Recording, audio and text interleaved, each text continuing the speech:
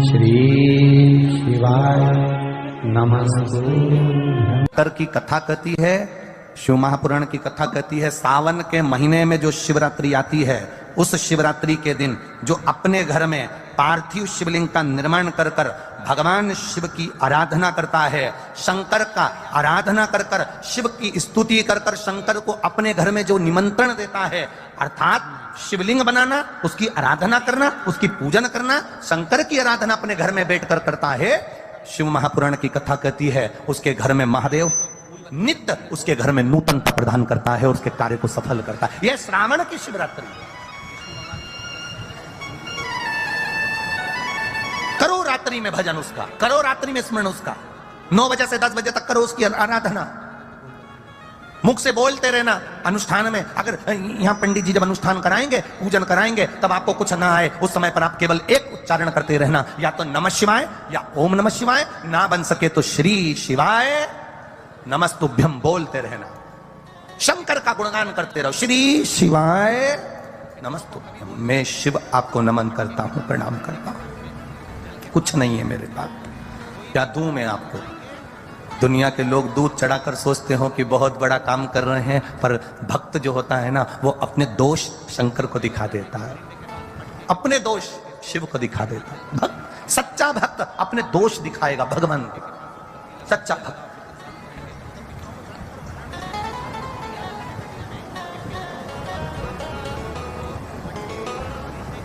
तेरी पूजा में दूध ले आई, उसे बछड़ा भी झूठा कराए। दोष गिनाओ, अपने अवगुण गिनाओ। दुनिया के लोग सोचे मैं 50 लीटर दूध चढ़ाऊंगा तो शंकर जी प्रसन्न होंगे। शिव जी तो करें 1 चम्मच दूध, वो भी देसी गाय का, वो उतना भी ना मिले तो 2 बूंद दूध मुझ पर चढ़ा कर जाना, मैं तेरे भाग्य के ताले खोल दूंगा, ये निश्चित है। बहुता में नहीं।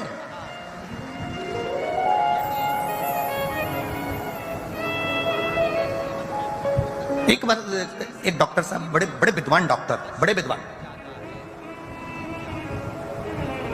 वो एक संत से भिड़ गए। संत कहते थे भगवान दिल में रहता है। भगवान कहाँ रहता है? बोलो बोलो जम के, दिल में रहता है। डॉक्टर साहब भिड़ गए, बड़े विद्वान थे, सर्जरी करा करते थे, ऑपरेशन किया करते थे। एक दिन डॉक्टर साहब ने संत से आकर कहा, क्यों फालतू के प्रवचन देते हो, फालतू की चीजें बोलते हो, ये कोई बोलने वाली बात है कि भगवान दिल में रहता है? मैंने हार्ट के कम से कम 500 ऑपरेशन करे, एक भी हार्ट के अंदर, एक भी दिल के अंदर मुझे भोलेनाथ नहीं मिले। डॉक्टर कह रहा है, हे पंडित, हे संत, साधु, सन्यासी, तपस्वी, साधक, उपासक, क्यों झूठ बोल रहे हो? इतनी बड़ी बड़ी व्यासपीठ पर बैठते हो, प्रवचन देते हो, क्यों झूठ बोल रहे हो कि भगवान दिल में रहता है, हृदय में रहता है, हार्ट में रहता है? मैंने 500 ऑपरेशन करे, 500 सर्जरी करी, देश में विदेश में जाकर, इतने दिल खोले, इतने हार्ट खोले, एक हार्ट में मुझे महादेव नहीं मिले, दिल में कहीं मुझे महादेव नहीं मिले, फिर क्यों झूठा प्रवचन देते हो? के लिए भी ये प्रयोग, ये शिव विद्येश्वर संहिता का ये भाव बड़ा सुंदर है महाराज। आप व्यापार पर व्यापार बदल कर देख लिए, धन भी हमारा कहीं डूब गया, आ नहीं रहा है, तो प्रयास करना, 3 स्थान पर चढ़ाई गई बेलपत्र हमें सुख का अनुभव करा देती। बहुत ध्यान लगाइए। पहला, अशोक सुंदरी की जगह। अब ये बेलपत्र जब भी आप चढ़ाएंगे तो रविवार की अगर प्रदोष पड़ जाए, कौन से दिन? रविवार की प्रदोष के दिन ये प्रयोग अवश्य कर कर देखिएगा।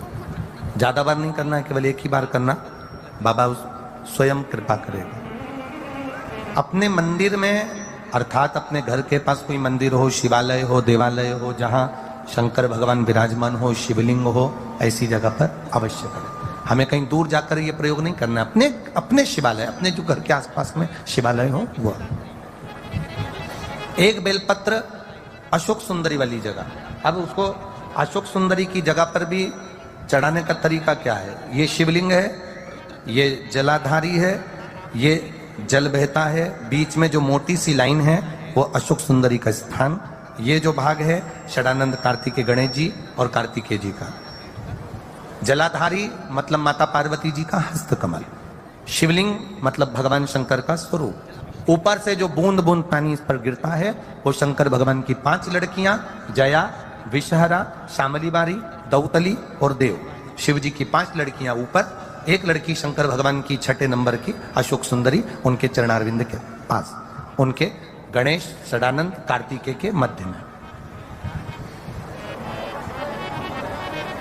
जब हम बेलपत्र चढ़ाएंगे तो उस बेलपत्र को चढ़ाते समय आपकी जो बेलपत्र की डंडी है वो बेलपत्र, रविवार प्रदोष के दिन का ये उपाय है महाराज, ये बेलपत्र की जो डंडी है इस डंडी का भाग शिवलिंग की ओर होना चाहिए। ये जो डंडी है इसका भाग अशोक सुंदरी पर जब चढ़ाएंगे तो शिवलिंग की ओर इसका भाग होगा महाराज। दूसरी, बेलपत्र को जब हम समर्पित करेंगे तो जलाधारी का जया, विषहरा, शामरीबारी, दौतली, देव, मान लो जलाधारी ऊपर नहीं है शंकर जी के तो उसका स्मरण कर कर 5 कन्याओं का नाम लेकर जया, विषहरा, शामलीबारी, दौतली, देव, इनका स्मरण कर कर शंकर भगवान के शिवलिंग पर बेलपत्र रखेंगे। बेलपत्र कहां रखना है? आप अगर यहां बैठे हो तो आपके विपरीत में डंडी का मुख होना चाहिए। ये बेलपत्र की जो डंडी है इसका मुख आपके विपरीत में हो। आप यहां बैठे हो तो डंडी उधर होगी, आप इधर बैठे हो तो डंडी का मुख इधर होगा, आप उधर बैठे हो तो डंडी का मुख इधर होगा। आपके ठीक विपरीत की ओर डंडी का मुख हो।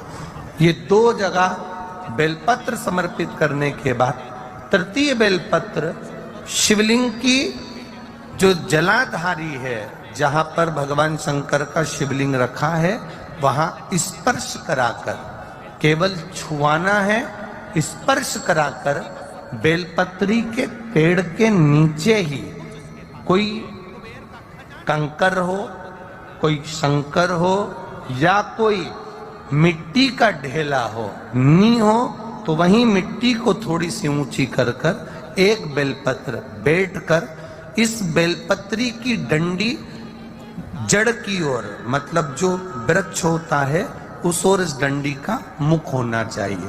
ये 3 रविवार के प्रदोष के दिन शंकर भगवान पर चढ़ाई गई बेलपत्र से हमारा गया हुआ धन भी पुनः आने का रहता है और हमारा जो व्यापार बार बार बंद हो रहा है शिव की कृपा से एक बार चालू तो चालू हो ही जाता है।